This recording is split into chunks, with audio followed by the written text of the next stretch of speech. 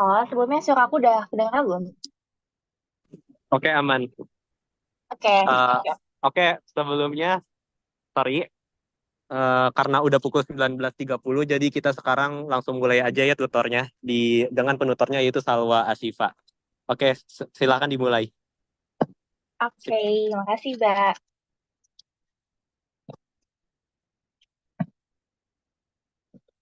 Oke, jadi teman-teman, hari ini kita bakal latihan soal buat ujian besok ya.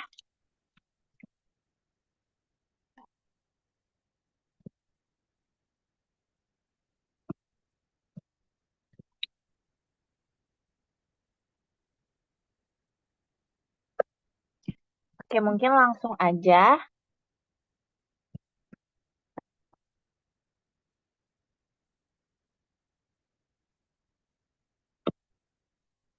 Oke, jadi soalnya di sini, perhatikan gambar di samping, muatan titik Q1 sama dengan minus 8Q kolom.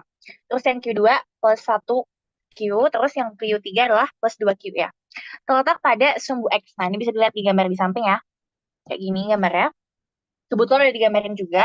Terus katanya dia berturut-turut ada di X sama dengan 0, X sama dengan L per 2, sama X sama dengan L. Nah, berarti bisa dilihat di sini ya. Ini muatan pertama ada di posisi X sama dengan 0, muatan kedua di L per 2, dan muatan ketiga di X sama dengan L. Terus dengan L sama dengan 2 cm. Oke, jadi dikasih tahu ya di sini besar L-nya adalah 2 cm. Nah, asumsikan ketiga muatan ini tidak dapat bergerak. Oke, nyatakan jawaban Anda dalam Q. Oke. Pertama, tentukanlah apa nih? Gaya kolom yang dialami muatan Q2 akibat interaksi dengan muatan Q1 dan Q3. Oke, jadi kita pertama ditanya gaya kolom. Ya, masih pada ingat nggak nih rumus gaya kolom apa? Berarti kan kalau gaya kolom itu sederhananya itu biasanya diapalinnya kaki remuk-remuk kan ya? Kayak gini nih biasanya. Nah, cuma kalau misalnya di kuliah gitu ya, kita biasanya mengalihkannya dengan satuan vektor ya, vektor satuan. Jadi vektor satuan di sini itu adalah vektor yang menentukan arah arah dari si gaya kolom ini. Jadi kalau besar gaya kolom ini nanti dinyatakan dalam vektor biasanya, gitu ya. Nah berarti kalau misalnya di sini kita ditanya gaya kolom yang dialami muatan Q2, berarti misalnya ya kita tulis saja berarti F gitu ya. Yang pasti muatan 2 ini akan merasakan gaya kolom akibat muatan pertama dan muatan yang ketiga kan ya. Berarti kita bisa tulis tuh ya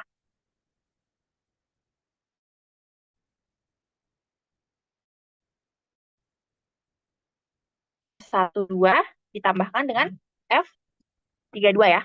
Nah, jadi kita fokusnya ke muatan yang kedua karena pastinya kalau misalnya ada dua buah muatan, yaitu punya besar muatan yang berbeda, entah itu positif-positif, positif-negatif, atau negatif-negatif, itu pasti dia punya interaksi gitu ya. Kalau kita dulu kenal kan mungkin kalau dia sejenis nih, masih ingat nggak? Kalau misalnya dia negatif sama negatif, nah itu kan berarti dia saling tolak-menolak gitu ya. Kalau misalnya dia berbeda jenis, misalnya positif-negatif, dia bakal saling tarik-menarik, gitu kan sederhananya. Nah, kalau misalnya kita udah tahu yang itu gitu ya, berarti karena di sini ada tiga buah muatan, pasti mereka akan berinteraksi. Nah, tinggal ditulisin aja berarti muatan yang dirasakan oleh gaya yang dirasakan oleh muatan yang kedua itu akibat dari muatan pertama dan muatan ketiga. Hanya ditulis seperti ini gitu ya. Tinggal dijumlahin aja karena besaran vektor. Nah, terus tinggal ditulisin ya berarti. K Q1 Q2 per R12 kuadrat. Jangan lupa dikalikan dengan vektor satuannya. R12. Terus ditambah K Q3 Q2 per R23 kuadrat. Jangan lupa dikali sama vektor satuannya juga. Oke, jadi singkatnya vektor satuan ini cuma vektor yang sebenarnya nilainya satu. Cuma dia menunjukkan arah aja. Jadi sebenarnya nilainya satu gitu. Nah, kalau kita lihat di sini memang dia itu di satu sumbu aja. Jadi vektornya itu nggak perlu ribet-ribet sebenarnya. Kita bisa tinjau gini aja. Sebenarnya kan R12 seperti ini tuh bisa kita cari dengan cara R12 vektor dibagi dengan 1, 2 panjangnya ya. Atau resultannya. Sebenarnya bisa kayak gitu. Cuma kalau mau disederhanakan, ini kan karena sebenarnya cuma nuntuin arah, itu bisa aja kita misalnya K, terus Q2 itu plus 1, terus Q3 itu plus 2. gitu ya. Berarti kalau misalnya kita pengen lihat misalnya F12, interaksinya gimana sih mereka? Interaksinya itu pasti Q2 ini akan merasakan tarik-menarik kan dengan muatan yang pertama. Berarti gayanya itu pasti ke arah kiri gitu ya. Jadi karena ini cuma satu sumbu, kita bisa aja langsung bikin bahwa R12, karena R12 itu kan yang menunjukkan arah, yaitu adalah minus I. Langsung aja, minus I. Sebenarnya bisa aja kita pakai cara ini ya, R12 dibagi sama panjang R12 itu. Tapi biar lebih memudahkan bisa ditulis langsung kayak gitu. Karena arahnya dia udah pasti ke minus I. Oke. Terus kita lanjut di R23 dulu deh, R23. R23 juga kita lihat sekarang interaksi antara muatan yang kedua dan muatan yang ketiga. Mereka apa nih? Oh, sama-sama positif. Berarti kalau misalnya sama-sama positif, dia apa? Dia bakal saling jauh-jauhan ya. Nah, itu kayak musuhan gitu. Berarti kalau positif-positif, dia bakal ngarahnya kemana? Ngarahnya juga ke sini gitu ya. Jadi bisa kita gambarin sebenarnya ya. Arahnya itu semua ke kiri. Baik F12 maupun F23 gitu. Mereka sama-sama ke kiri. Tapi bisa aja kita langsung aja bikin R23 dan R13-nya itu vektor satuannya adalah minus I gitu. Oke, udah ada nih minus I, minus I. Nah, berarti semuanya udah diketahui dong. Nah, coba kita cek. K itu sebenarnya besarnya 9 kali 10 pangkat 9. Mungkin ada yang nanya. Kadang-kadang kan ada langsung ya yang 1/4 pi epsilon 0 itu sama aja. Jadi 1/4 pi epsilon 0 tuh biasa disebut sebagai K. Nanti kalau dihitung hasilnya sekitar 9 kali 10 pangkat 9. Coba kalau aku biasanya langsung yang gampang dihafal gitu ya. Jadi 9 kali 10 pangkat 9 tuh K. Oke, jadi untuk mempermudah perhitungan, kita K-nya dikeluarin dulu aja ya, biar gampang. Kita cek misalnya K-nya udah ada, kayak Q1 nih udah ada, didefinisikan sebagai jarak nih, dari muatan pertama ke muatan kedua. Berarti di sini tuh jaraknya kan apa? L/2 ya, jaraknya L/2. Nah, berarti L/2 terus nanti dikuadratin aja. Oke, berarti udah ada. Q3-nya juga udah ada, Q2-nya juga udah ada ya. Terus R23 gimana? Udah ada juga, udah ada ya. Dari sini ke sini berarti L/4 nih. Dari sini ke sini, bentar. L/2, L/2 ya. Ya, dari sini ke sini L/2, dari sini ke sini L/2. Gitu ya. Kenapa? Karena kan bisa dilihat dari sini ya. Dari 0 ke L/2 ke L. Nah, dari L/2 ke L pasti nambah sebesar L/2. Berarti kan jaraknya L/2 ya. Nah, berarti semuanya udah diketahui nih. Kalau udah, berarti tinggal dimasukin aja ke rumusnya kan. Kita masukin lah ke rumusnya. Misalnya, berarti apa tuh? Masukin ke rumusnya, mulai dari K-nya deh. Kita keluarin dulu. K-nya, keluarin. Terus Q1, Q2 per R12 kuadrat. R12, ini ya. Terus ditambah Q3, Q2 per R23 kuadrat, R23. Oke, udah. Kalau udah, tinggal dimasukin aja nilainya. Jangan lupa kalau misalnya, karena ini adalah vektor gitu ya. Jadi positif negatif itu sangat berperan penting. Jadi jangan sampai lupa dimasukin ya. Misalnya di sini ada minus 8. Nah itu dimasukin minusnya. Jangan sampai lupa gitu. Nah, berarti kalau kayak gini, nilai K-nya berapa kan? 9 kali 10 pangkat 9 dimasukin ya. Terus nilai Q1, Q2. Coba Q1-nya berapa? Minus 8Q. Oke, minus 8Q. Dikali sama Q2-nya adalah plus 1Q. Oke, berarti Q ya. R12 kuadrat. R12-nya jarak di antara R1, muatan pertama dengan muatan kedua itu kan L/2 ya. Jadi kalau L/2 kita kuadratkan jadi L kuadrat per 4 ya. L/2 dikuadratkan gitu. Terus jangan lupa dikali sama vektor satunya yang menentukan arah tadi. Berarti berapa tuh? R12 kan minus I. Masukin berarti minus I. Oke, gitu ya. Terus masukin lagi Q2-nya berapa? Q2-nya adalah 2. Berarti 2. 2 berapa? 2Q ya. Oke. Terus Q berapa tuh? Q, Q3 dan Q2 ya. Q3-nya 2. Q2-nya adalah 1Q. Berarti kan dikali Q aja jadi 2Q dikali Q. Oke. Berarti, nah, terus apa lagi? Ini dibagi sama R23. R23-nya berarti L per 2 dikuadratkan ya, L kuadrat per 4, terus R23 satuan, vektor satuannya adalah minus I. Minus I. Oke. Oke. Ini kita bisa lihat Q1 sama Q2-nya dia negatif sama positif. Ya, minus 8, 1. Oke, berarti kita sederhanakan aja ya, 9 kali 10 pangkat 9. Terus ini negatif ketemu negatif jadi positif ya. Arti jadi 8 Q kuadrat per tambah. Ini minusnya bisa pindah ke depan jadi minus 2 Q kuadrat per L kuadrat plus 4 ya. Ini.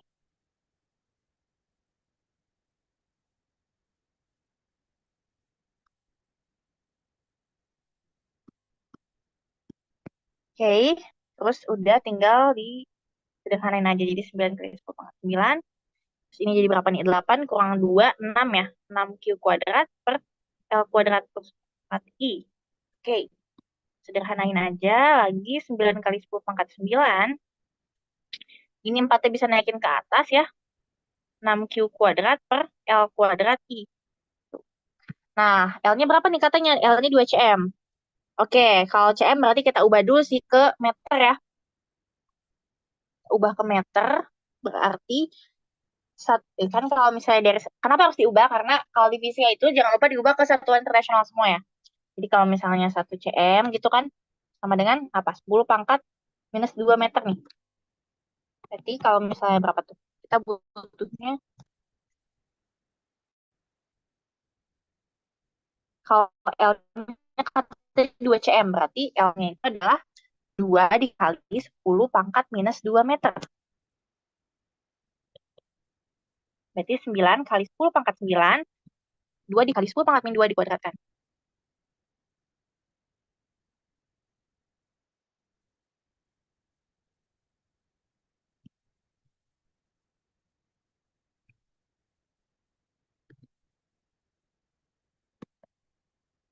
Nah, ini tinggal dihitung aja ya. Nanti tuh hasilnya dinyatakan dalam Q berarti.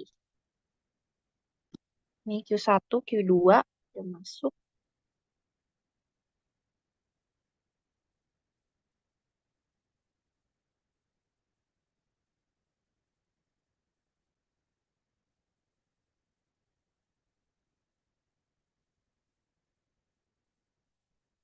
Oke. Nah, jadi gitu ya guys. Jadi kita tinggal masuk-masukin aja rumusnya. Terus jangan lupa tentuin dulu arah dari si vektornya. Nah, yang agak trik itu kadang-kadang biasanya emang pas tentuin arah-arahnya sih.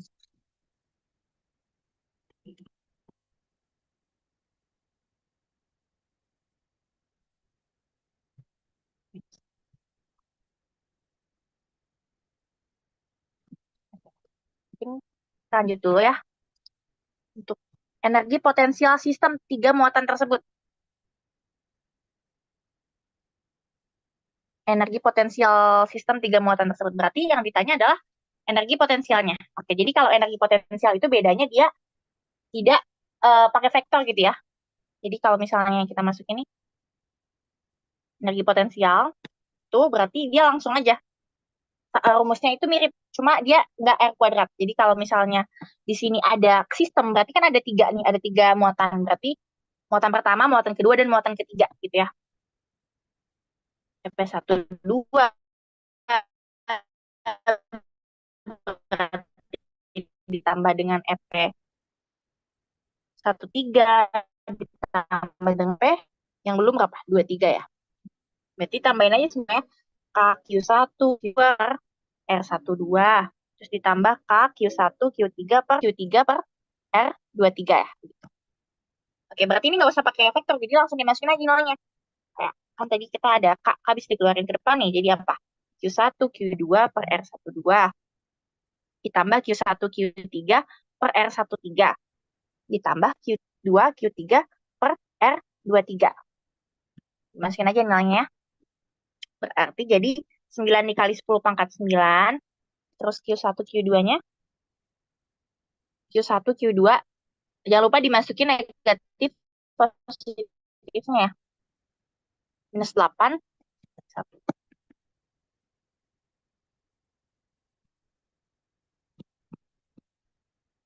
Oke, minus 8, minus 1.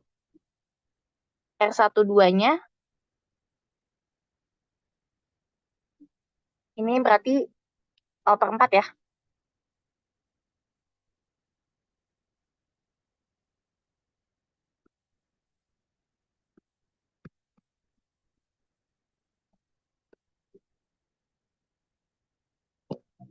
Ini nggak usah pakai kuadrat, karena kalau rumus energi potensial nggak pakai. Ini 1, 2, terus Q1, Q3, Q1, Q3. Q1, Q3-nya berapa? Minus 8 sama 2 ya. Ini jangan lupa ya kasih Q. Q, Q. Berapa? Tambah minus 8 sama Q3, Q2. Tadi berapa? Q1, Q3. Q1-nya minus 8, Q3-nya 2. Di 2 minus 8Q, 2Q itu ya. Dibagi sama R1 3. R1 3-nya berapa tuh? R1 3-nya 1 ke 3. Nah, ini kelihatan ya dari 1 ke 3 berarti dia L. Maksudnya tinggal L gitu ya. Ditambah sama R R2, Q, Q2 dan Q3. Q2-nya ini 1Q dan Q3-nya 2. Berarti jadi 2Q ya. Q dikali 2Q ya. Per dari 2 ke 3. Dari 2 ke 3 itu berarti nambahnya L per 2. Nih, ini L per 2 ya. Posisinya L per 2, L per 2. Oke. Kalau udah berarti tinggal disederhanain aja ya. 9 kali 10 pangkat 9. Minus 8Q. Berarti minus 8Q kuadrat per L per 2. Terus jadinya minus 8 dikali 2, 16 ya. 16Q kuadrat per L. Terus ditambah 2Q kuadrat per L per 2. Tuh. Jadi sama dengan ini bisa aja kalau misalnya biar sama-sama L ini kan bisa dinaikin ke atas nih ya L-nya. 9 kali 10 pangkat 9 berarti jadi apa? Minus 16Q kuadrat per L. Terus minus 16Q kuadrat per L. Duanya naik ke atas jadi 4Q kuadrat per L. Oke, ini ditambah. 9 dikali 10 pangkat 9. Terus berarti minus 16, minus 16, minus 32Q kuadrat L. Tuh, terus tambah 4Q kuadrat per L.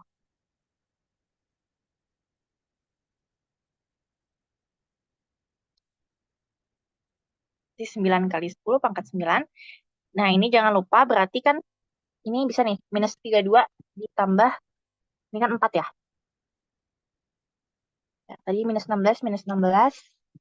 2-nya naik ke atas jadi 4. 4Q. Ini jangan misalnya 4Q kuadrat berarti minus 28Q kuadrat per L. Tuh. Berarti tinggal dimasukin L-nya berapa tadi? 2cm alias 2 kali 10 pangkat minus 3. 9 kali 10 pangkat 9 kali minus 28Q kuadrat per 2 dikali 10 pangkat minus 2. Coret-coret 14 ya. Ini nanti tinggal dihitung aja pakai kalkulator. Nanti hasilnya dalam Q kuadrat gitu ya. Tinggal dihitung. 9. Ini 10 pangkat minus 2 nya bisa naik ke atas nih. Jadi 9 dikali 10 pangkat 11 dikali sama 14 Q kuadrat gitu ya. Nah, nanti pokoknya disederhanain aja dihitung. Nanti dapat hasil tinggal dikaliin aja ini. Pakai kalkulator. Gitu. Dan di sini dia mintanya dalam Q kuadrat ya. Pokoknya potensial sistem 3 muatan tersebut.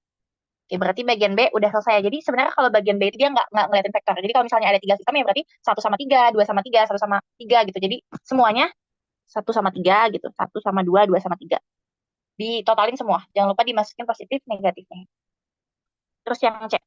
Posisi pada sumbu X yang medan listriknya bernilai 0 jika muatan Q2 dihilangkan dihilangkan dari sistem. Gimana tuh muatan yang Q2-nya dihilangkan dari sistem? Muatan Q2-nya dihilangkan dari sistem, berarti ini dianggap gak ada ya Q2-nya. Q2-nya dianggap gak ada, berarti kalau misalnya Q2-nya dianggap gak ada, kita disuruh cari tuh berapa posisinya itu ketika nilainya tuh 0 medan listriknya. Oke. Masih ingat ya rumus medan listrik itu apa? Medan listrik itu kan bedanya sama gaya kolom itu, kalau medan listrik itu rumusnya KQ per R kuadrat kan? Nah, jadi bayangin, ditanya tuh kira-kira dengan adanya dua buah muatan, posisi di mana sih medan listrik ini tuh dia nilainya 0. Kalau nilainya 0 gimana sih? Alias artinya tuh medan listrik kiri sama seperti besar medan listrik ke kanan. Jadi kita harus cari nih posisi titik ujinya di mana sih? Nah, coba kita cek ya. Kalau misalnya di sekitar 0 sampai L ini. Misalnya aku taruh di sini lah. Kalau kita cari taruh di sini, kita anggap kan sebenarnya untuk medan listrik itu muatan ujinya kayak positif gitu. Jadi kalau misalnya contoh positif nih, ini positif. Q1-nya apa sih? Q1-nya negatif ya. Q3-nya Q3-nya positif ya.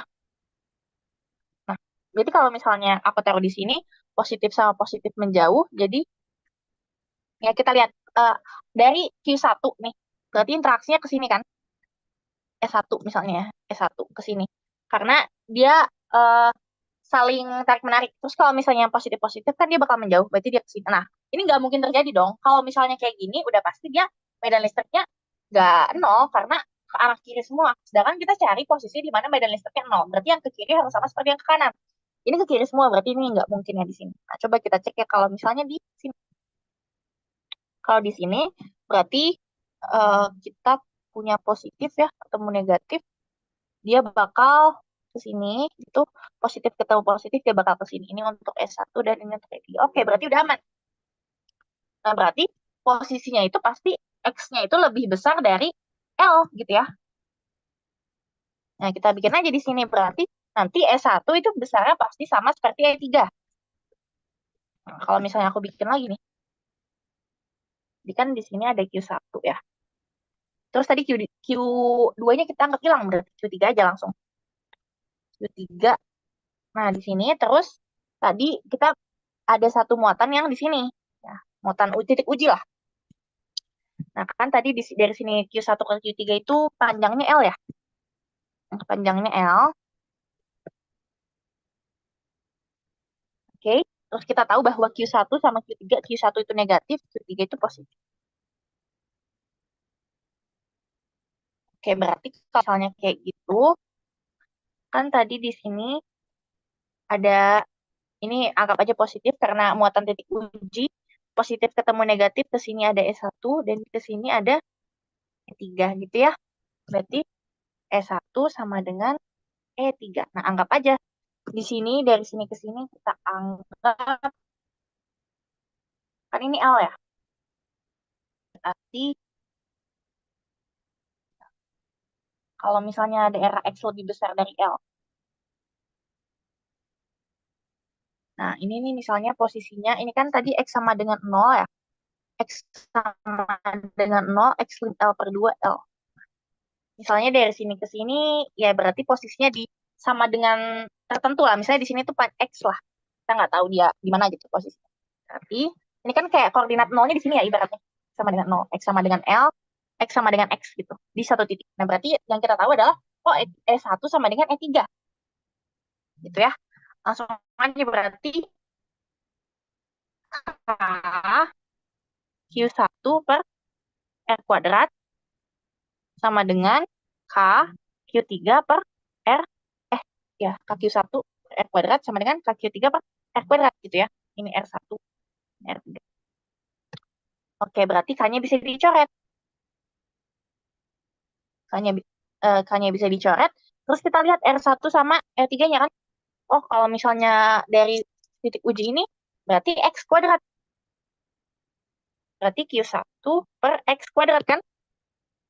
Terus kalau untuk Q3, jaraknya ke si muatan titik uji ini adalah ini kan. Nah, ini berarti artinya apa? Ini tuh pasti L dikurangin, X dikurangin L.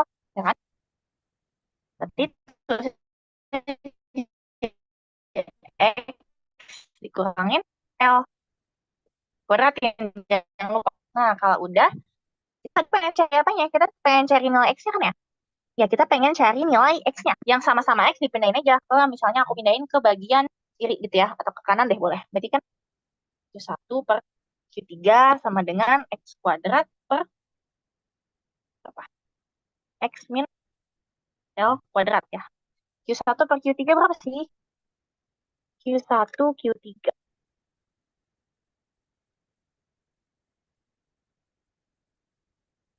Min 8.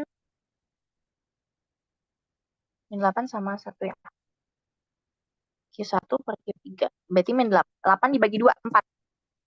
Kenapa aku nggak masukin negatifnya? Karena ini tuh dia udah kita apa ya? Kita udah mainin vektornya di sini. Jadi udah nggak berlaku vektornya lagi. Jadi kayak udah ke kanan, ke kiri. Ya udah kayak besarnya yang ke kanan sama seperti besar yang ke kiri.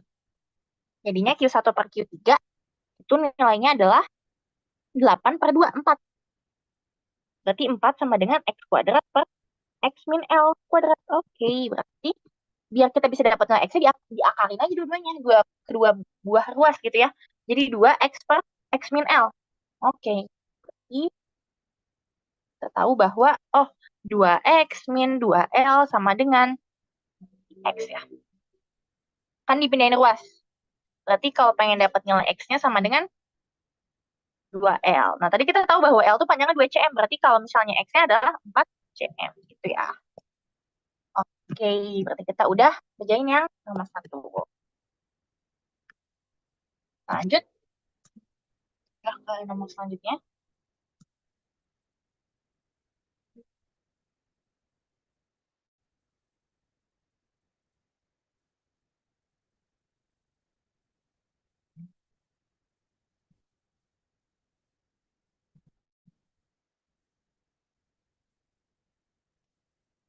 Sebuah bola pejar isolator dengan jari-jari A mempunyai rapat muatan ρ konstan. Oke, jadi di sini ingat ada bola isolator, katanya rapat muatannya konstan. Berarti kalau dia rapat muatannya konstan, dia itu isolatornya homogen ya. Karena isolator itu dia ada dua jenis, yaitu dia homogen atau non-homogen. Nah, kalau homogen pastinya dia bakal lebih gampang nih perhitungannya. Terus, bola pejal ini dilingkupi oleh kulit bola konduktor. Oke, ingat yang bola kedua itu adalah bola konduktor. Nah, jadi bedanya apa? Kalau konduktor itu nanti muatan di dalamnya itu dia nol. Tapi kalau isolator dia ada muatan di dalamnya, ya. Terus bola pejal ini dilingkupi oleh kulit bola konduktor dengan jari-jari dalam B dan jari-jari C. Seperti pada gambar di samping, diketahui A sama dengan 5 cm, terus B-nya sama dengan 20 cm, dan C-nya sama dengan 25 cm. Oke, jadi ini beda sama yang biasanya ya. Biasanya nggak dikasih tahu gitu ABC-nya. Nah, ini dikasih tahu. Ternyata besarnya 5, 20, 25. Terus, bila medan listrik yang terukur pada titik 10 cm dari pusat bola adalah 3,6 dikali 10 pangkat 3. Oke. Nah, jadi katanya medan listrik yang terukur pada titik 10 cm dari pusat bola tuh 3,6 dikali 10 pangkat 3. 10 cm dari pusat bola tuh berarti di mana sih? Kayak kalau ini A-nya 5 cm, berarti B-nya 20 cm. Oke, berarti kisaran di sini nih. Nah, dia ngasih tahu, oh, justru di sini kebalikan dari soal-soal biasanya, di sini dikasih tahu besar medan listriknya. Di ketika 10 cm dari pusat bola. Nah, itu katanya medan listriknya sebesar 3,6 dikali 10 pangkat 3. Dengan arah menuju pusat.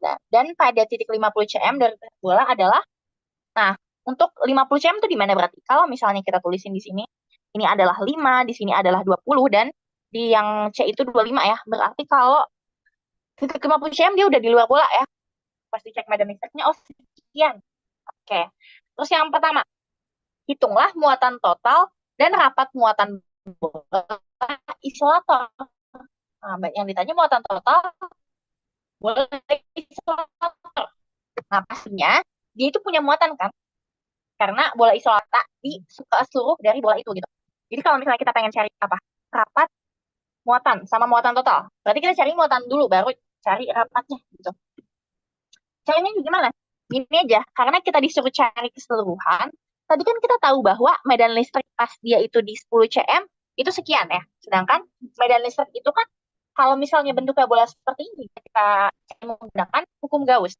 Berarti kalau bagian A nih ya, misalnya kita pakai hukum Gauss, Nah, masih ingat gak nih rumusnya? Berarti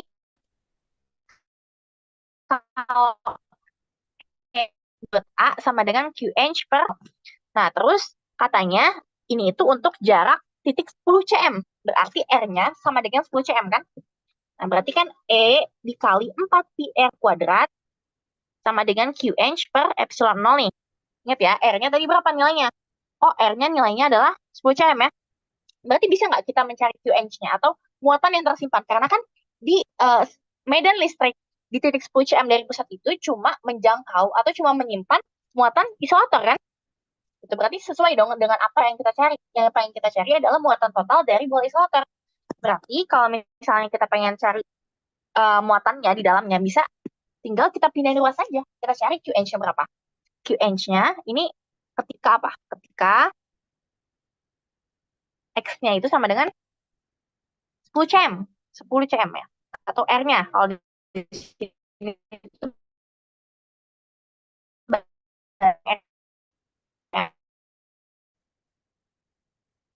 meter kan 10 cm itu berarti 10 kali 10 pangkat 2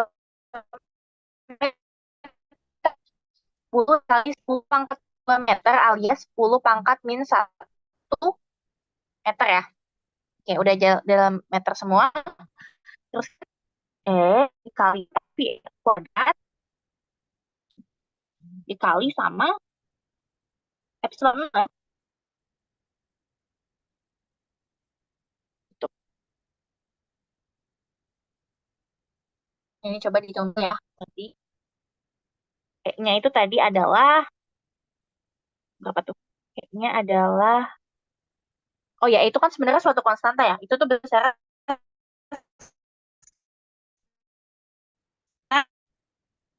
8,8 ini kali 10 pangkat 12. Yang medan listrik, sorry. Yang epsilon 0 maksudnya yang 8, adalah 3,6 dikali 10 pangkat 3. Ya, 3,6 dikali 10 pangkat 3 dikali sama 4 pi dikali sama 10 pangkat min 1 dikuadratkan. Baru dikali sama epsilon 0. Coba aku hitung dulu pakai kalkulator.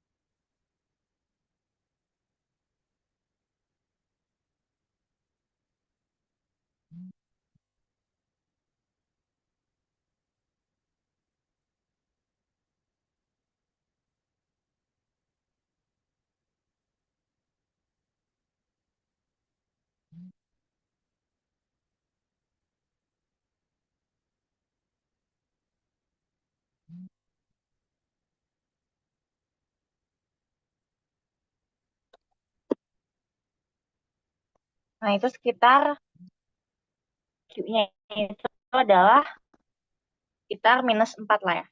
Kali 10 pangkat min 9. Gitu ya. Terus kalau udah dapat muatan total di dalamnya, terus kita cari rapat muatannya. Berarti kita cari rho ya. Rho itu apa? Rho itu adalah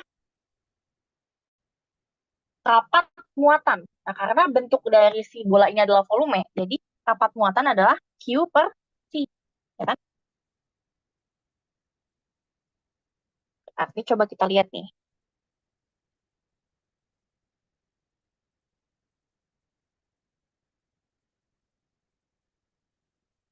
V-nya adalah V bola kan? V bola itu adalah 4 per 3 pi R pangkat 3. Jadi, disederhanakan sama dengan kan Q per 4 per 3 pi R pangkat 3. Ingat volume bola ya, rumusnya. Terus kalau udah bisa dinaikin ke atas, 3-nya jadi 3Q per 4 pi R pangkat 3. Tinggal dimasukin ya, 3 dikali minus 4 dikali 10 pangkat minus 9 per 4 pi kali sama R pangkat 3. R-nya berapa R-nya? R dari si bolanya, 20, 5 cm ya? Ya, 5 cm. Karena kan rapat bola, ya pasti jari-jarinya bola kan. 5 cm itu berarti 5 dikali 10 pangkat minus 2. Dipangkatin 3. Gitu. Nah, hitung aja ini jadi berapa ya? Kalkulator aja. Kalau nanti nggak boleh pakai kalkulator ya sederhananya sampai sesederhananya aja gitu. Nggak perlu sampai selesai banget gitu.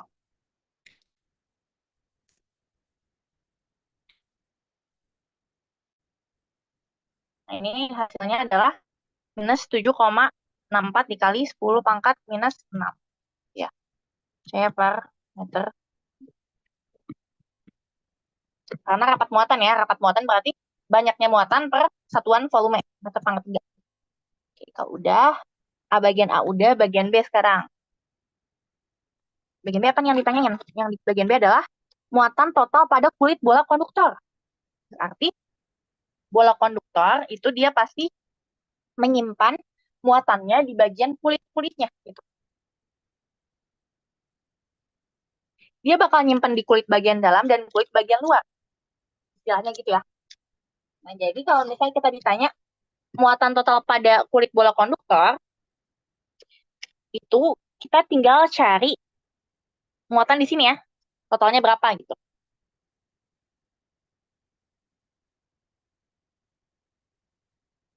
Nah, berarti kalau misalnya kita lihat di sini, yang dia itu udah menjangkau semua, apa sih? Yang udah menjangkau semua itu yang ini nih, pada titik 50 cm dari pusat bola. 50 cm berarti dia udah menjangkau semua muatannya gitu ya. Baik yang konduktor maupun yang isolator. Yang konduktor sendiri pasti dia punya muatan, terus yang isolator sendiri pasti dia punya muatan juga. Nah, isolator kan yang tadi kita hitung kan. Jadi gini nih, kan kita tahu ya bahwa di hukum Gauss itu E dot A sama dengan QH per epsilon 0, ya kan?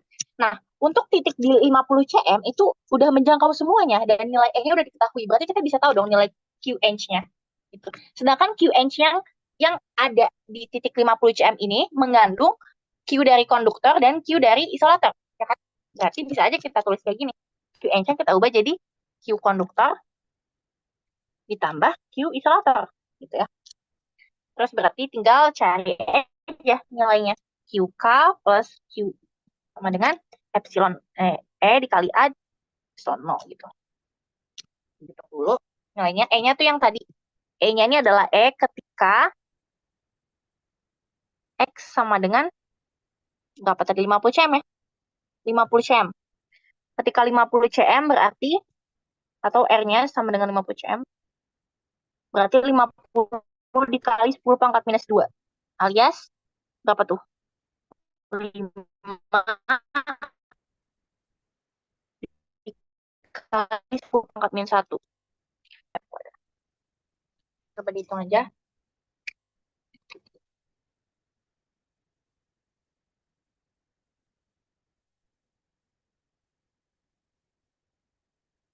Berarti E-nya berapa sih nilai E-nya? Ketika dia 50 cm itu nilai E-nya adalah 2 dikali 10 pangkat 2 ya.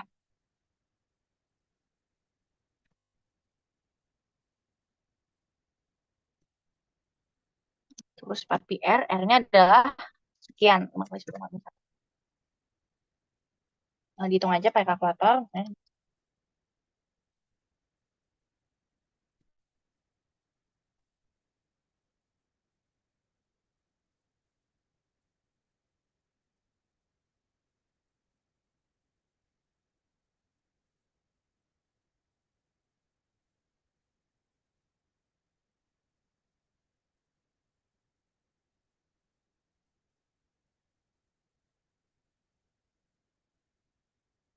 Oke, jadi nanti kalau dihitung ya hasilnya adalah 5,56 dikali 10 pangkat minus 9. C ya. Itu QK plus QI. Sedangkan kita pengen cari QK-nya doang. Berarti ya tinggal dikurangin aja ya dengan QI. Kan tadi kita udah hitung. Q isolatornya berapa. Q isolator tadi itu berdasarkan yang kita hitung adalah 4, minus 4 dikali 10 pangkat berapa nih? 9. Nah, minusnya jangan lupa ya dimasukin. Karena kalau muatan total itu positif negatifnya memang dimasukin. Bentar, ini minus 4 ya.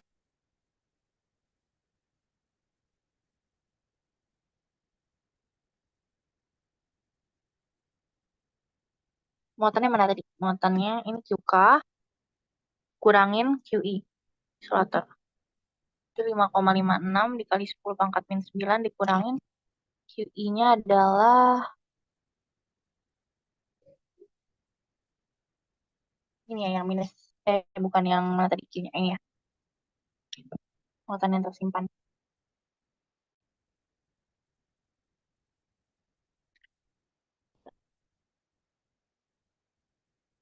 10 pangkat min 2 4 pi. Nah, apa ini nggak ada positif ya? 3,6 dikali 10 pangkat 3 kali 4 pi dikali 10 pangkat min 2 minus 8,85 kali 10 min 12. Tadi ada minusnya ya? Kayaknya.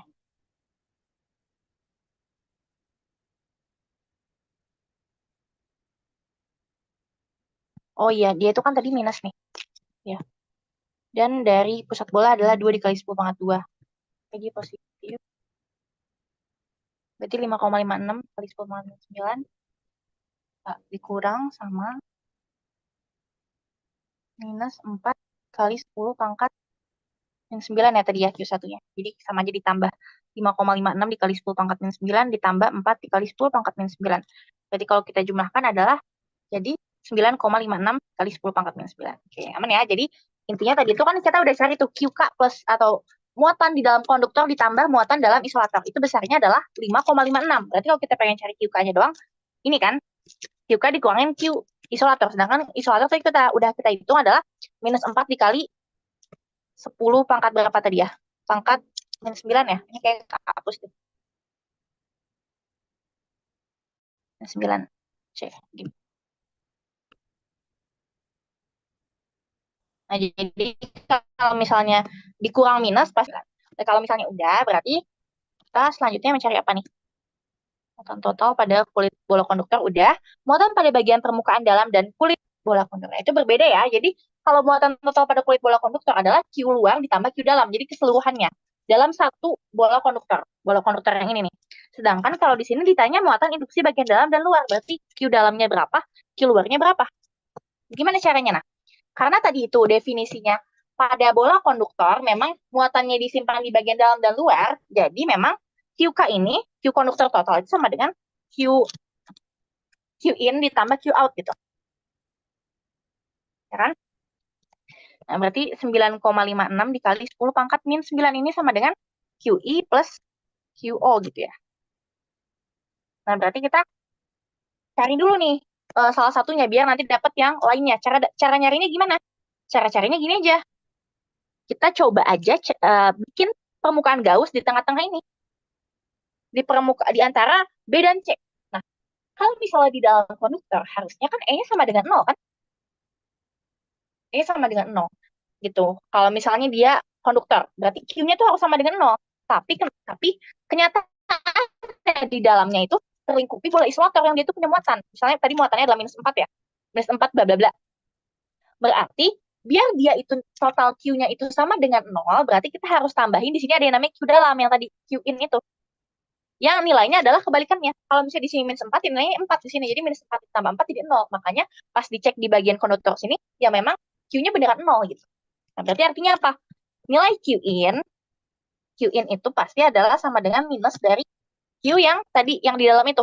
Q apa ya sebutannya? QA lah misalnya. Jadi itu. Q yang isolator. Isolator. Berarti minus dari minus 4 dikali 10 pangkat minus 9. Yang tadi kita hitung. Berarti jadi 4 dikali 10 pangkat minus 9. Oke, cek. Oke, udah dapat. Terus berarti kita tinggal menghitung yang nilai Q2-nya. Q2-nya berarti sama dengan apa? Berdasarkan Q2 atau Q out-nya, Q out aja namanya, QK dikurangin QI kan? Ini nih, persamaannya ini. Kita tadi udah cari QI-nya, berarti kita bisa dapat Q out-nya. Berarti QK dikurang QI. Berarti QK-nya berapa tadi? 9,56 dikali 10 pangkat min 9 dikurangin 4 dikali 10 pangkat min 9. Itu hasilnya berarti jadi 9,56 dikurangin 4 berarti 5 ya, 5,56 dikali 10 pangkat minus 9 C. Itu dapat Q out-nya. Begitu ya. Berarti udah eh, berarti nomor 2 udah. Bedanya bola isolator sama konduktor apa? Ingat bahwa kalau bola konduktor dia menyimpan muatannya di bagian dalam dan luar. Dan cara mencarinya muatan dalamnya itu ya udah kita cek aja di bagian tengah-tengah dari bola konduktornya. Ingat bahwa harusnya kalau kita cek di bola tengah konduktor itu nolnya nol. Gimana caranya biar nol? Ya berarti kita kasih negatif negatif dari muatan yang ada di dalam. Kalau tadi misalnya di sini besar -4, berarti yang di sini harus 4 nih Q dalamnya. Biar nanti -4 ditambah 4 jadi nol. Gitu ya. Oke, kita lanjut ke nomor yang berikutnya.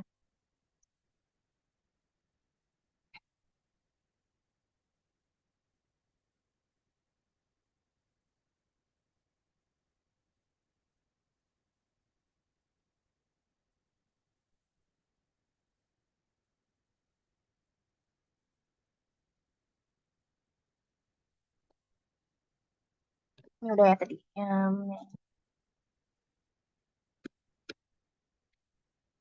Oke. Sekarang kita masuk ke bab arus arah.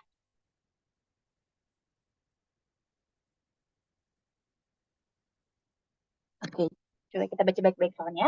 Rangkaian arus arah terdiri atas resistor, baterai, dan kapasitor dalam keadaan kosong. Bayang ya, dalam keadaan kosong. Seperti pada tampak gambar di samping. Jadi kapasitor itu maksudnya dalam keadaan kosong ya awalnya. Terus diketahui R1, R2, R3, dan R4-nya sebesar 1000 ohm gitu. Terus R5-nya segitu. Terus ada juga GGL1, GGL2, dan GGL3 sebesar itu. Terus sebuah kapasitor C sama dengan 10 mikrofarad dihubungkan dengan rangkaian melalui sebuah saklar. Terus ditanya, hitung arus yang melalui R5 sesaat setelah saklar on atau tertutup. Oke, berarti kita gambarin dulu ya.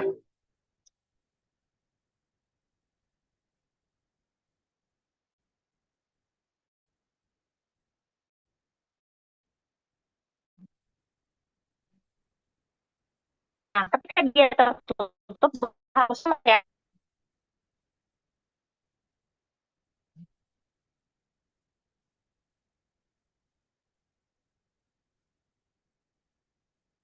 ini untuk kapasitor, terus yang ininya GGL.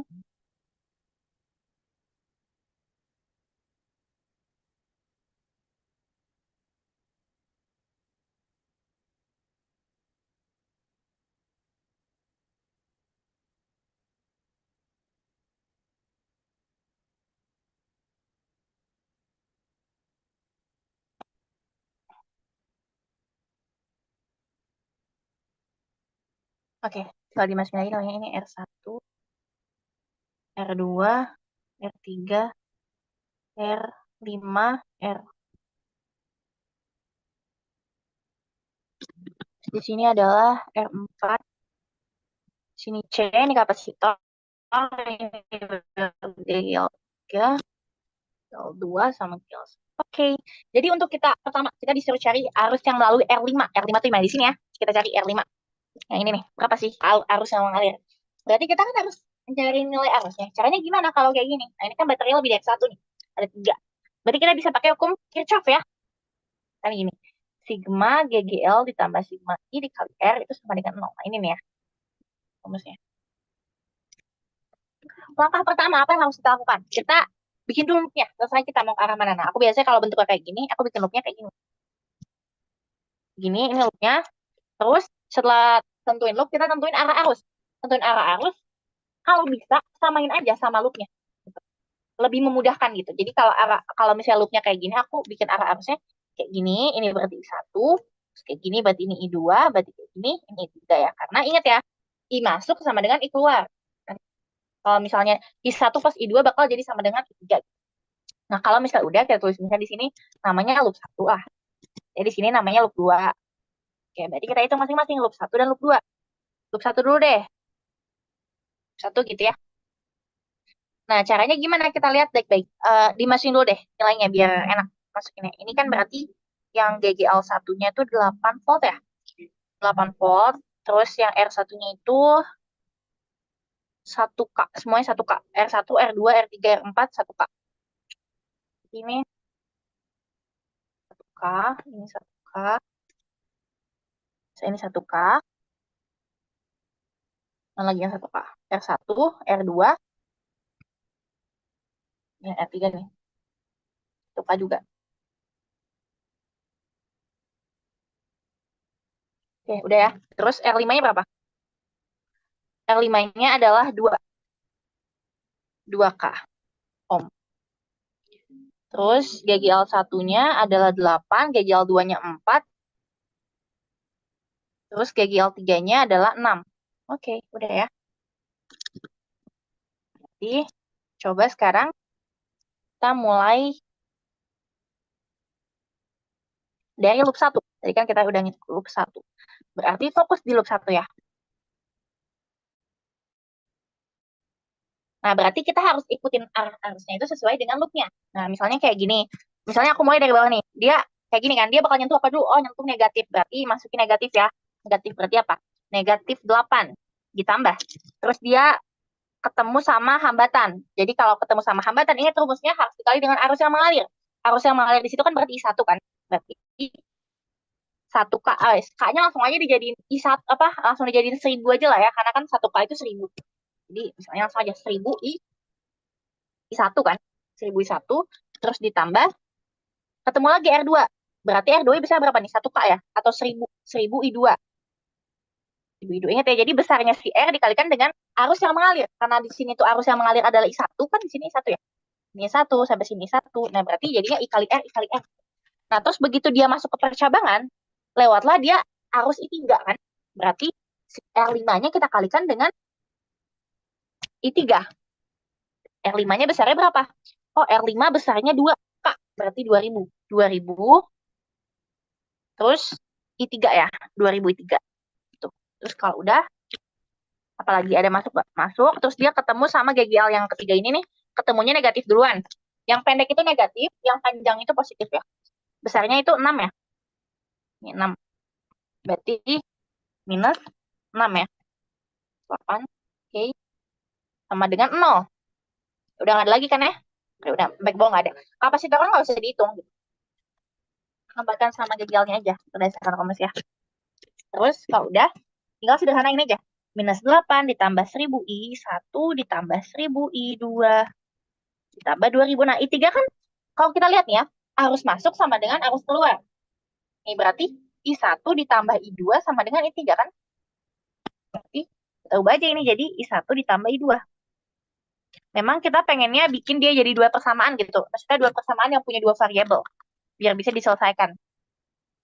Terus berarti jadi apa? Minus 8, minus 6, berarti minus 14 ya. 1001 ditambahin 1001 ditambah 1000 I2 ditambah 2000 I1. Ini 1001 tambah 1001 ya harusnya. Apa I2 harusnya? I1 ya. Karena kan yang mengalir di sini adalah arus I1. Ini typo ya guys. Jadi ini I1, I1. I1, I1 udah benar masuk ke sini I3. Oke. Berarti ini I1. 1000, 1000, 2000 I1 ditambah 2000 I2 sama dengan 0. Oke, berarti tinggal dijumlahin aja yang sama I1 sama I1 ini, I1 juga ini. Berarti apa? 4000 I1 ditambah 2000 I2 sama dengan 14, ya kan? Oke, ini berarti persamaan pertama nih. Udah dapat. Terus persamaan yang keduanya gimana? Berarti kita lihatnya di loop yang kedua. Loop kedua, fokusnya ke sini ya. Kita udah bikin nih loopnya. Misalnya aku mau mulai dari sini. Dia begini ketemu sama ini negatif duluan, jadi negatif 4. Negatif 4. Oke, terus ditambah. Ingat ya, di sini arus yang mengalir I2. Dan ini kan ada 1000 nih. Ada 1000 ohm. Berarti 1000 R4. Atau 1000 R4. 1000 I2. 1000 dikali sama I2 kan. Ditambah sama, oke dia lewat lagi ke sini. Nah, si R3-nya bakal dikali sama I2. Berarti 1000 I2. 1000 I2. Oke. Udah 1000 I2, 1000 I2. Masuk, masuk, masuk. Dapatlah ke I3 ya. Ketiganya berarti ada 2000 ya, 2000. Tambah 2000 dikali 3. Terus udah ketemu sama hambatan R5, ketemu lagi sama baterai yang minus 6. Oke, berarti minus 6. Sama dengan 0. Minus 6 dikurangin minus 4 kan minus 10. Ditambah 1000 I2, ditambah 1000 I2, ditambah 2000. Ingat, I3-nya bisa kita ubah jadi I1 ditambah I2 ya.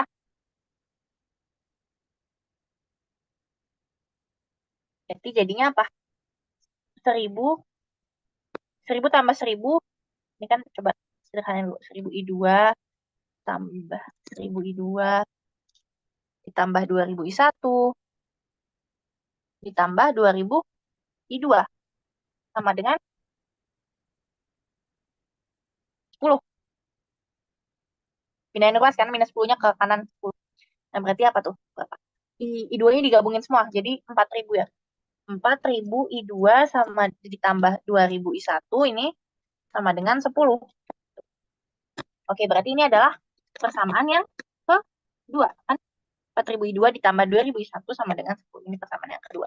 Oke, kita udah punya dua persamaan dengan dua variabel yang tidak diketahui. Berarti bisa aja langsung kita cari. Ini persamaan pertama, persamaan kedua. Berarti tinggal di eliminasi aja kan? Eliminasi. Nah, yang mau dieliminasi yang mana ya? Yang mau dieliminasi yang ini aja. Yang ini dikali I2. Ya, I2 aja yang kita eliminasi ya. Berarti persamaan satu kita kalikan dengan 2. Biar nanti habis yang si I2-nya. Gitu. Ya, berarti kalau dikali 2 kan jadi berapa tuh?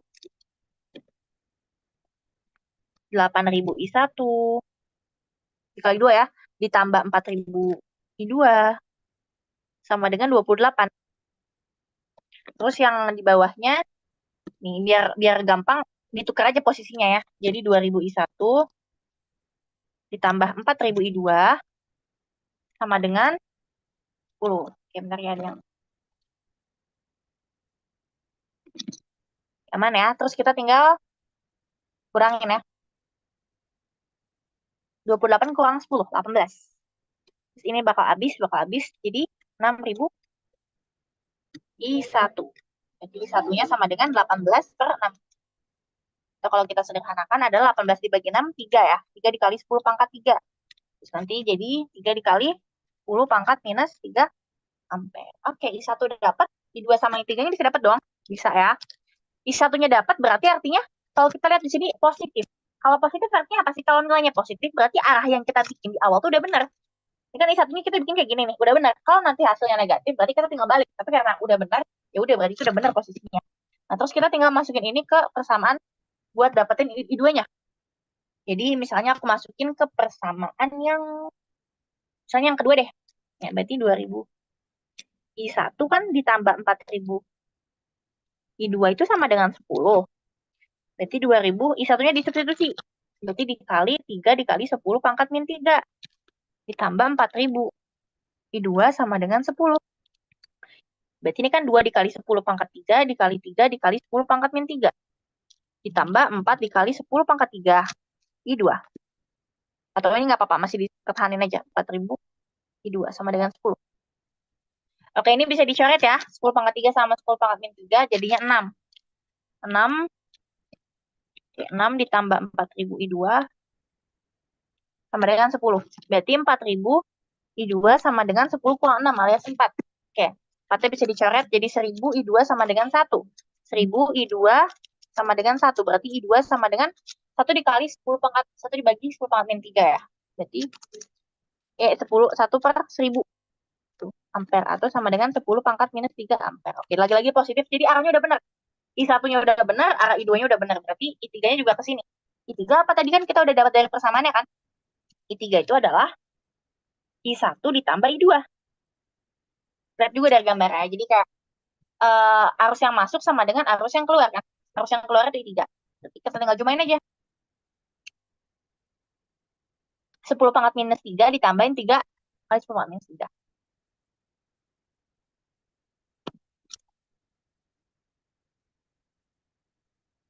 Berarti jadi 4 dikali 10 pangkat minus 3 ampere. Oke. Berarti I1 udah dapat, I2 udah dapat, I3 udah dapat. Arahnya juga udah bener ya, berarti arah arusnya.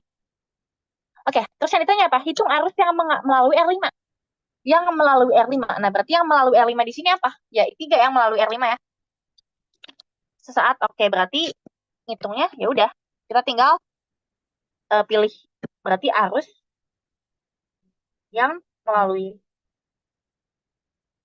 R5 adalah atau sebesar yang ini nih, I3. 4 dikali 10 pangkat minus 3. Itu ya.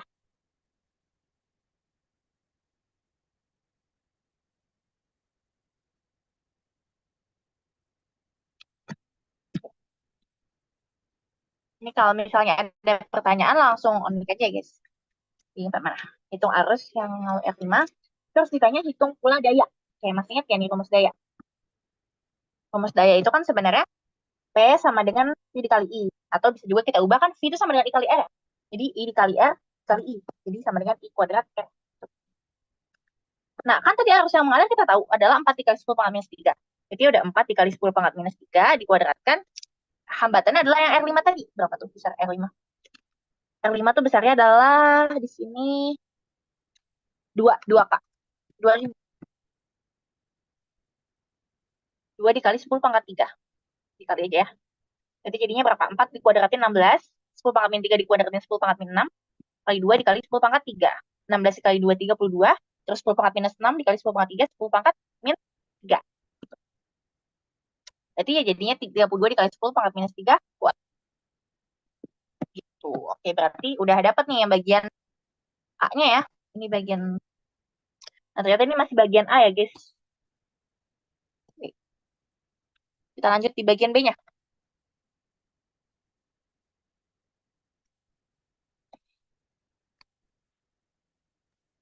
Oke, bagian B sekarang.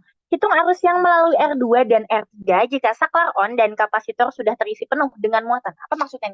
Kapasitor terisi penuh. Apa hubungannya? Jadi kalau misalnya kapasitornya terisi penuh gitu ya. Ini kan tadinya kalau yang di bagian A itu kapasitornya belum penuh. Nah, tapi kalau bagian B itu kapasitor udah penuh. Nah, kalau kapasitornya udah penuh, itu kita anggap di sini udah tidak mengalir arus. Jadi kita anggap rangkaiannya itu cuma ini doang. Karena di sini udah terputus gitu. Ya, jadi tidak mengalir lah. Jadi kita sekarang bikin lagi, tapi nggak ada yang bagian tengahnya. Ini ya. Nah, tapi enak nih, jadi tinggal satu loop doang. Jadi kita bikinnya satu loop doang gitu. Karena kan yang tengahnya udah nggak ada. Terus di sini ada R1, R2, R3. Di sini ada R1, ini ada R2, di sini ada R3.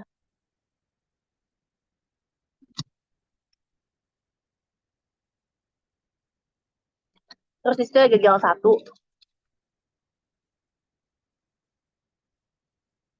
Ada apa lagi? Ada ada R4 sama gagal yang kedua.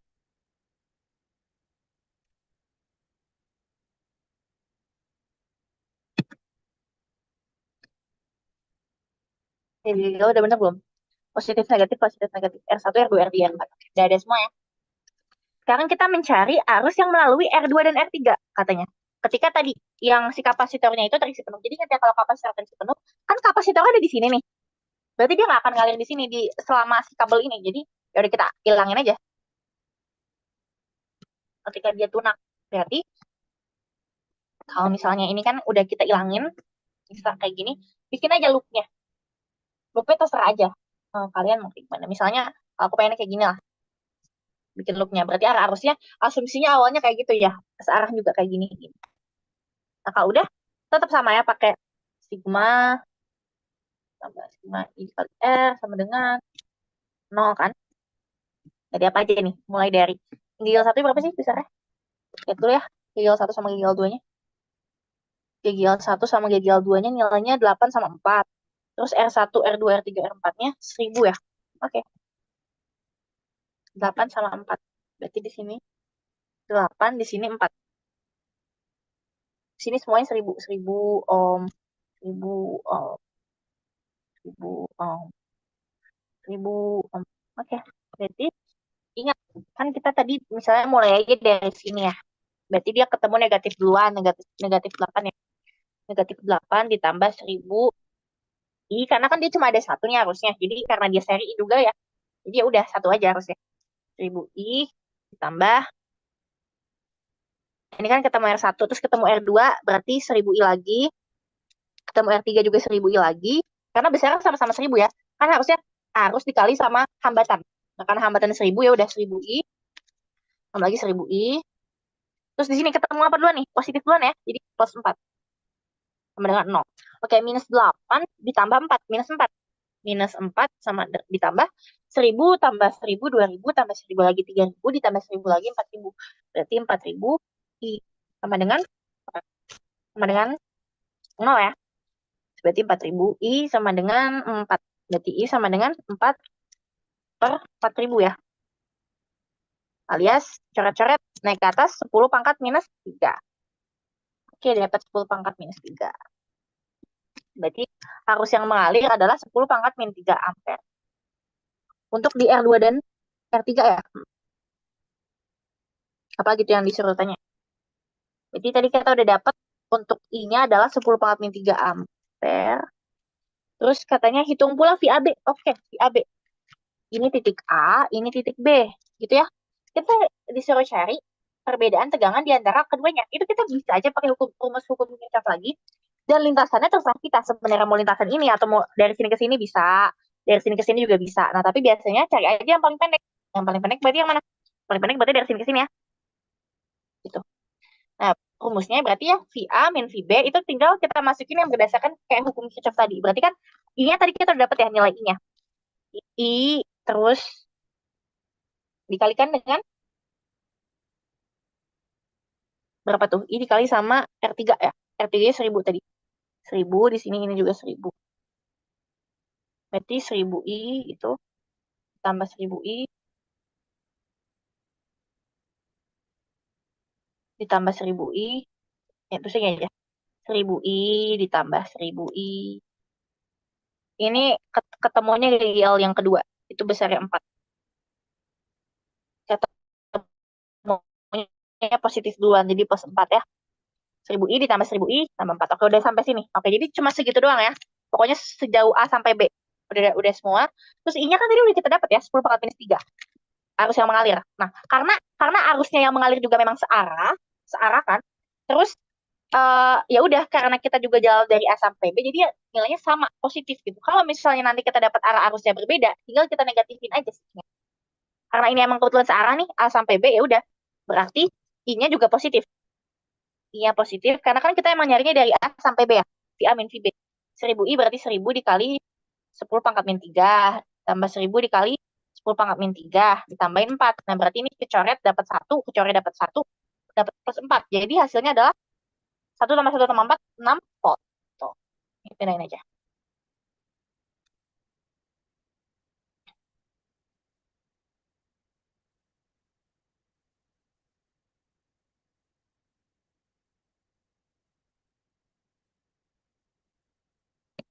Oke, udah dapat. Lanjut kita ke bagian yang C.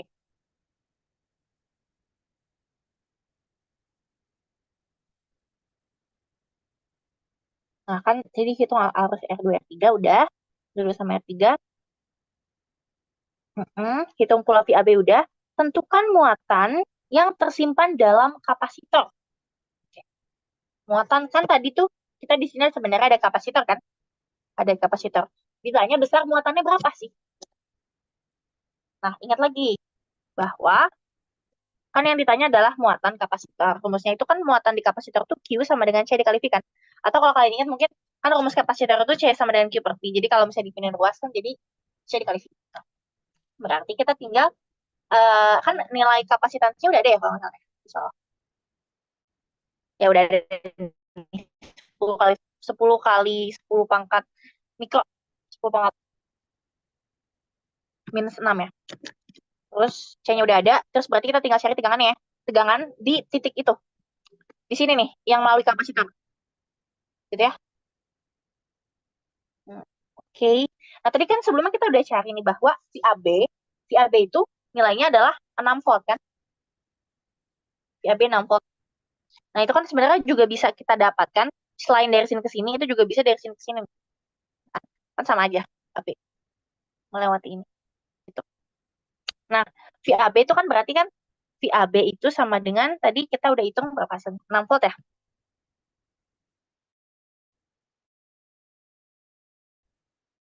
6 volt. Nah, berarti dia bakal ngelaluin di sini. Berarti kalau kita bilang 6 volt itu sama dengan, ini kan dari A yang lewatin R5. R5 ini besar berapa sih? R5 besarnya 2K ya. Sini 2K. Terus untuk yang negatif ini,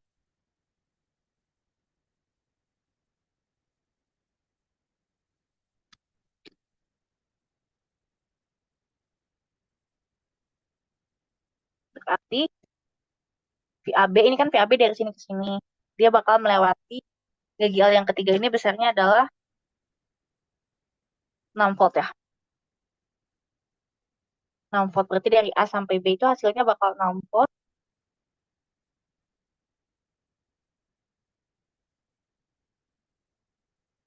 Karena ini ketemunya negatif duluan, jadi dia di minus 6 ya.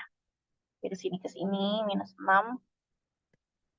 Jadi harusnya adalah, kan dia dari sini ya, tegangannya di sini, bayangin. Jadi terus dia masuk ke sini, dia ketemuan R5. Ketemuan R5 berarti kan nanti ada V yang ketemu R5, terus nanti dia ketemu si kapasitor. Nah, baru nanti berarti VC, V yang kapasitor. Terus dia ketemu sama si tegangan, jadi dikurang berapa tuh? 6 ya, 6. Itu sampai ke sini lagi dapat VAB sama dengan 6 volt gitu. Ya, jadi VC-nya sama dengan 6 ditambah 6 alias 12 volt gitu.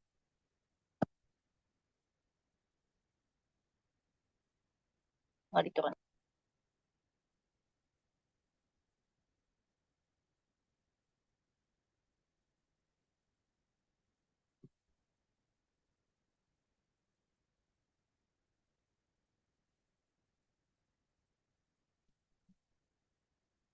Oke. Udah dapat nilai V untuk kapasitornya, berarti kita bisa cari Q-nya. Karena kita tahu bahwa Q sama dengan C dikali V. Berarti C-nya adalah tadi berapa? Nilainya di soal. Kapasitornya 10 mikro. Berarti 10 dikali 10 pangkat minus 6 ya. 10 dikali 10 pangkat minus 6 dikalikan dengan V-nya tadi 12. Sama dengan berapa tuh? Ya, 120 dikali, kok 16 sih? 6. 120 dikali 10 pangkat minus 6. Alias 120 dikali, ini mikro aja jadi mikro. Mikro, oh, gitu. Ini udah dapat. Terus sudah ada lagi nggak? Kita lihat di soalnya, oke udah nggak ada lagi ya. Berarti intinya di sini arah ke arah ya, pahamin yang hukum Kirchhoff itu. Terus kalau misalnya tegangan, berarti misalnya AB, ya udah tinggal terapin yang kayak Kirchhoff, tapi cuma dari A sampai B aja. Lintasannya terserah. Gitu ya. Kita lanjut.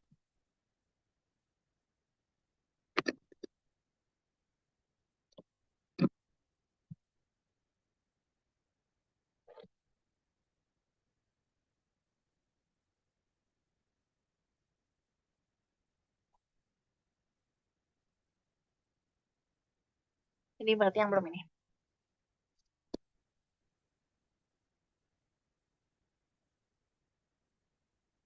Oke, bahas.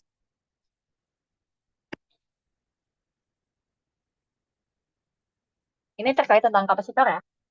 Jadi di sini, ketika saklar S1 ditutup dan saklar S2 di dalam keadaan terbuka, kapasitor plat sejajar dengan kapasitansi C1 sama dengan 8 mikrofarad terhubung dengan sumber tegangan DC. Oke. V0 sama dengan 120 volt hingga kapasitor C1 terisi penuh muatan Q0. Terus yang ditanya pertama, berapakah besar muatan Q0 dan energi tersimpan di dalam kapasitor C1? Kita pertama ditanya muatannya, gitu ya.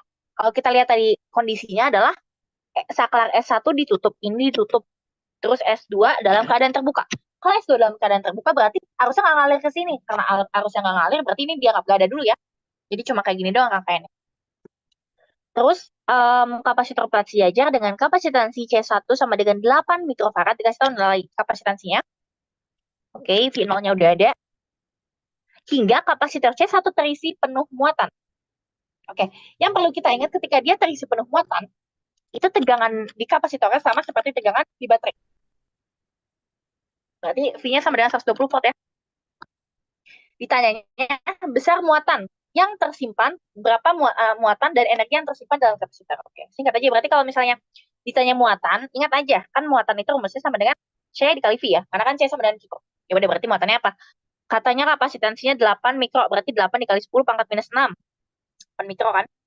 Terus dikali sama voltnya itu 120, berarti 120 berarti sama dengan 120 dikali 8, berarti 96, 960, 960 dikali 10 pangkat minus 6. Gitu ya. C alias 960 mikro. Oke, udah dapat Q-nya. Kalau udah dapat Q-nya, bisa dong cari energinya ya. Karena kan energinya itu rumusnya sama dengan setengah C di kuadrat. Tuh, karena tadi kita udah ada setengah, terus dimasukin C-nya berapa? C-nya itu adalah, tadi berapa sih? 8 mikrofarad ya? Jadi setengah 8 dikali 10 pangkat min 6. Terus dikali sama V-nya. 960. Kok yang V-nya 120. 120 ya, dikuadratkan. Karena kan CV kuadrat. Oke, setengah CV kuadrat udah. Tinggal dihitung. Setengah dikali 8 kali 10 pangkat minus 6 dikali 120. Berarti coba. Setengah 8, 10 pangkat min 6, 120 kali 120. Yang mana yang bisa dicoret? Coba aja coret. Ini sama ini 4 ya. Terus berarti jadi 4 dikali 10 pangkat minus 6, 12, 12, 10 pangkat 2. Ini bisa dicoret, ini jadi 4. Dapat tuh. 4 kali 12, 48. 12 kali 12, 144. 144 dikali 4 itu 144, 440, 560, 576. 576 ya. Terus udah dikali sama 10 pangkat minus 4 yang tersisa ya. Di joule. Gitu ya. Berarti ini hasil dari si energi yang tersimpan. Nah, jadi tinggal rumusnya aja ya. Karena muatan yang tersimpan, apa sih sebenarnya kapasitor? Kapasitor tuh anggapannya sebagai kayak alat elektronika yang menyimpan energi gitu. Karena kan dia tuh kayak tersambung oleh baterai. Jadi dia udah punya energi tuh. Nah, ditanya tuh, muatannya itu berapa sih yang tersimpan? Nah, muatan itu rumusnya Q sama dengan C dikali V. Di mana C itu adalah nilai kapasitansi dan V itu adalah voltasenya. Nggak dikaliin nanti dapat nilainya tadi 960 kan. Dikali 10 pangkat minus 6. Terus kalau rapat energi memang rumusnya seperti ini ya. Energi itu setengah CV kuadrat. Untuk kapasitor ya. Untuk kapasitor. Nanti kalau udah dikali-kali-kali nanti dapat hasilnya ini. Yang tadi kita hitung. Terus lanjut di yang kedua. Setelah itu, saklar S1 dibuka dan saklar S2 ditutup. Jika kapasitor C2 4 mikrofarad awalnya kosong dan tidak berisi muatan listrik, tentukanlah beda potensial pada masing-masing kapasitor alias VD1 dan V2. Besar muatan masing-masing ke 1 dan V2. Oke, jadi di sini katanya S1-nya dibuka. S1-nya dibuka, nih udah, berarti kalau udah dibuka yang ini udah nggak dihitung ya. Karena udah terputus gitu. Dan S2-nya ditutup. Oke, jadi bayangin ya tadi ceritanya adalah si baterainya pertamanya dia kayak semacam ngecas di kapasitor pertama. Begitu udah penuh, dia dibuka. Berarti udah nggak tersambung lagi sama baterai tuh. Udah nggak tersambung lagi, jadinya ini dia udah penuh oleh muatan, disambungin sama kapasitor kedua. Gitu. Oke, jadi udah bayang ya gimana ceritanya. Terus katanya, jika kapasitor C2 sama dengan 4 mikrofarad itu awalnya kosong atau tidak berisi muatan listrik, jadi awalnya kosong atau belum dicas kan. Terus tentukan beda potensial pada masing-masing kapasitor V1 dan V2 dan besar muatan masing-masing. Jadi ditanya V1 di sini berapa, V2 berapa, Q1 berapa, Q2 berapa pada keadaan tunak. Keadaan tunak itu berarti dia keadaannya udah stabil gitu ya. Dia udah nggak ngecas lagi. Udah nggak ada pengisian lagi gitu. Oke, kita kerjain ya berarti bagian B.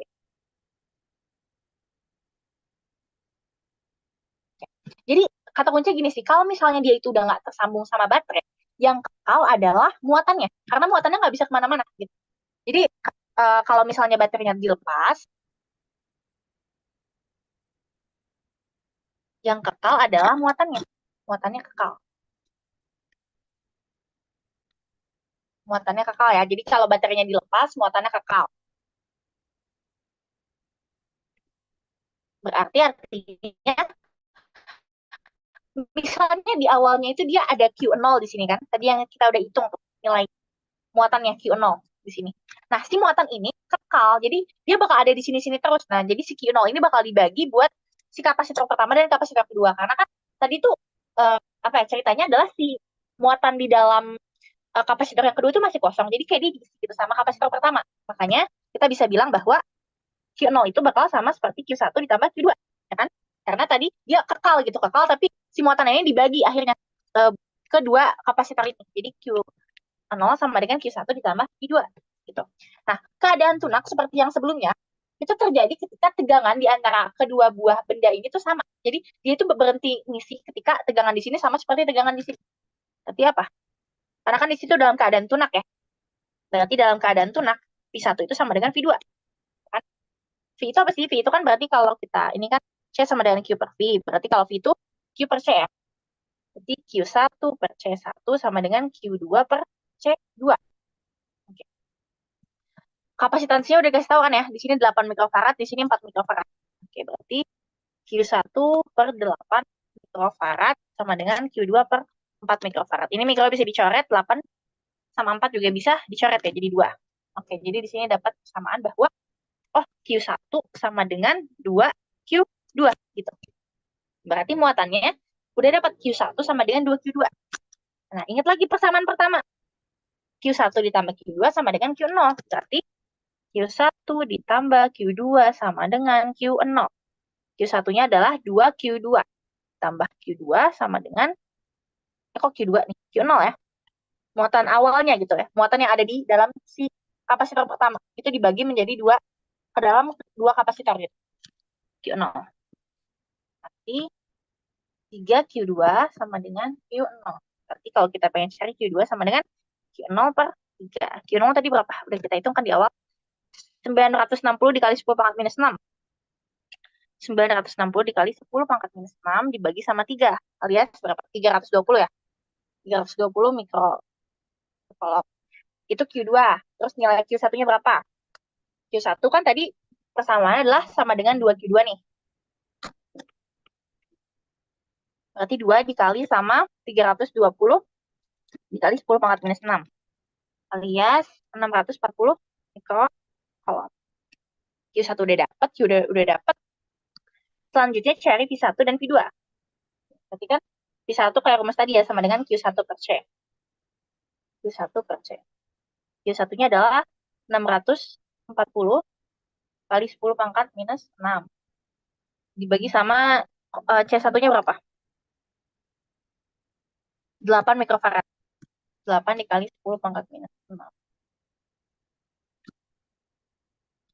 Oke, berarti kalau udah bisa dicoret. Dicoret.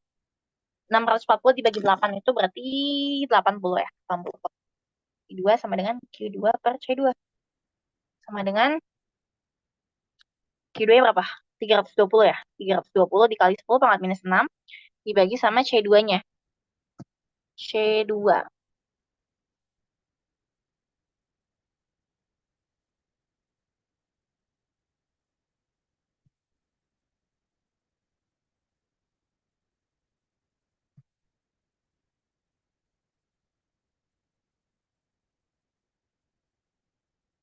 C2-nya 4 mikrofarad. 4 dikali 10 pangkat minus 6. Coret-coret. 320 bagi 4. Sama ya, 80 volt juga. Begitu.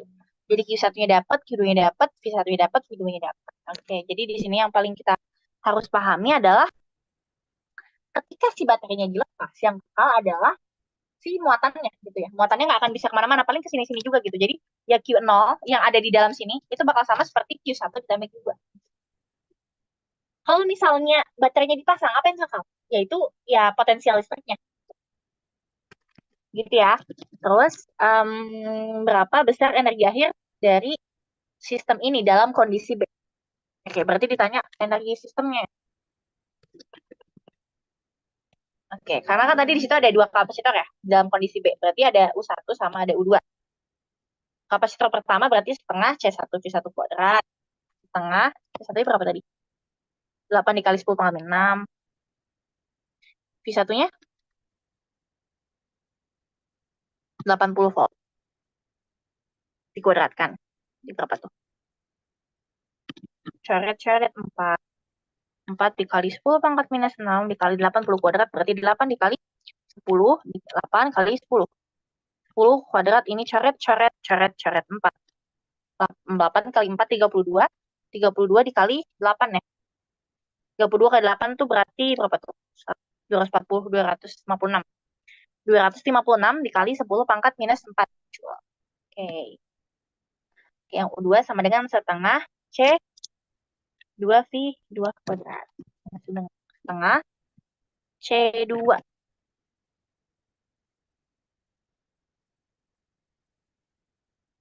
C2-nya tadi berapa tuh? C2, C2, C2. Ini ya, C2 4 kali 10 pangkat minus 6. 4 dikali 10 pangkat min 6. Terus V2-nya. V2-nya 80 ya. 80 kuadrat.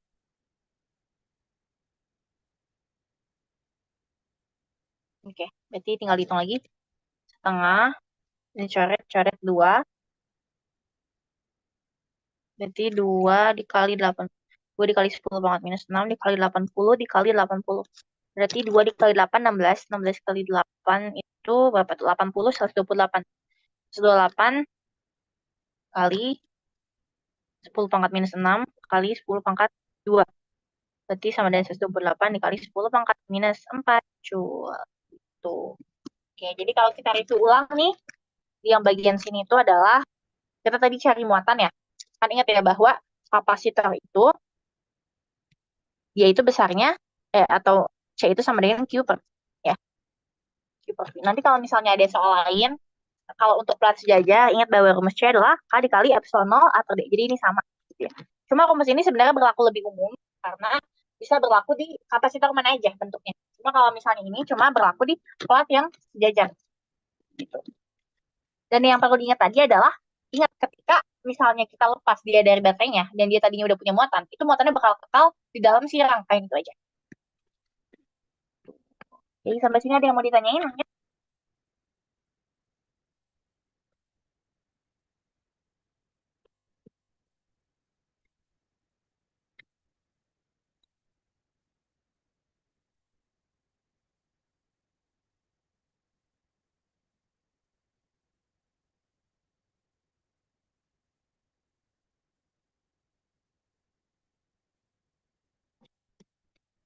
Kayak gimana teman-teman? Kalau yang tadi nomor sebelumnya nih, nomor 4, intinya kita nentuin apa dulu. Kalau misalnya ada arus arah gini, tentuin dulu loopnya, tentuin dulu arusnya. Terus nanti tinggal dihitung aja tuh pakai hukum Kirchhoff. Nanti dapat kesamaannya gitu ya. Kesamaannya udah dapat, nanti dihitung tuh nilai I1-nya, I2-nya lah, I3-nya. Begitu udah dapat, nanti dilihat misalnya I1-nya positif negatif. Kalau misalnya dia positif nih, berarti arahnya udah benar sesuai dengan yang kita bikin di awal. Kalau misalnya dia negatif, berarti tinggal dibalikin aja arahnya. Kebetulan tadi memang pas kita hitung, dia hasil positif semua, jadi udah benar arah yang kita bikin di awal. Oke,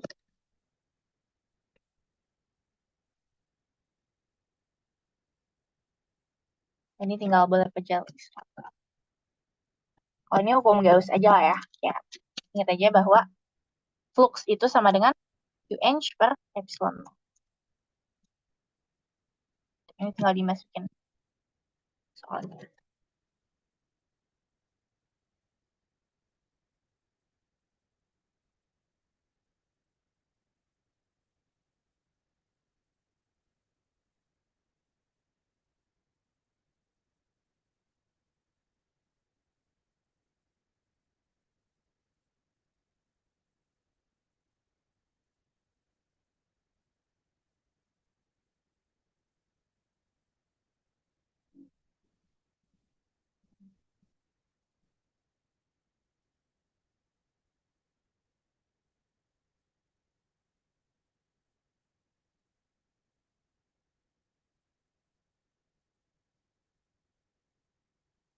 Oke, sampai sini ada pertanyaan nggak? Untuk soal-soal yang mau kita bahas. Mungkin aku hitung sampai 21 lewat 1.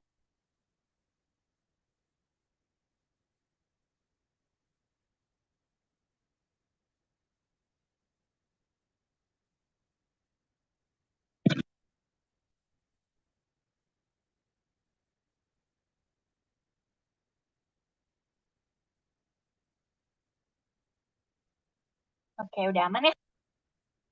Oke. Karena udah aman, jadi kita udahin dulu buat yang kita kali ini. Terima kasih semua, semangat ya. Mungkin aku balik lagi ke Mbak. Mbak ada di sini nggak, Mbak? Oke, sama-sama. Ida. Semangat ya semua yang ujian besok.